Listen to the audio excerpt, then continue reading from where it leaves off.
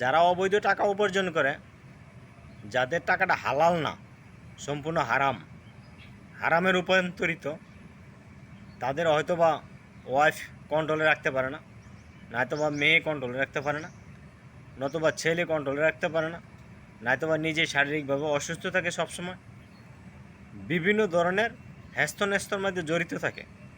তার কারণ হচ্ছে আমাদের প্রধান কাজ হলো হালাল টাকা উপার্জন করা।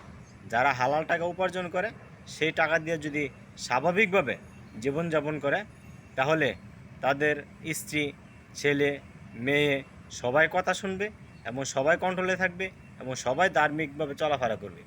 বাবা মার জন্য সন্তান দোয়া করলে যেরকম কার্যকরী হয় 100%, সন্তানও বাবা মার জন্য দোয়া করলে সেই দোয়াটা আল্লাহ পাক কবুল করে নেয়।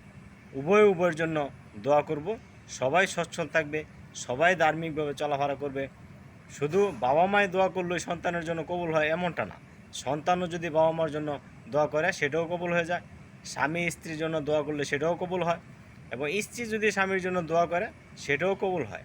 এই দোয়াগুলো খুব গুরুত্বপূর্ণ, এবং এই দোয়াগুলো ইমার্জেন্সি আল্লাহ পাক কবুল করে, সেটা আমরা জানি না, সেটা আমরা বুঝি না, সেই জন্য আমরা একে অপরকে দোষারোপ করে জীবনযাপন করি।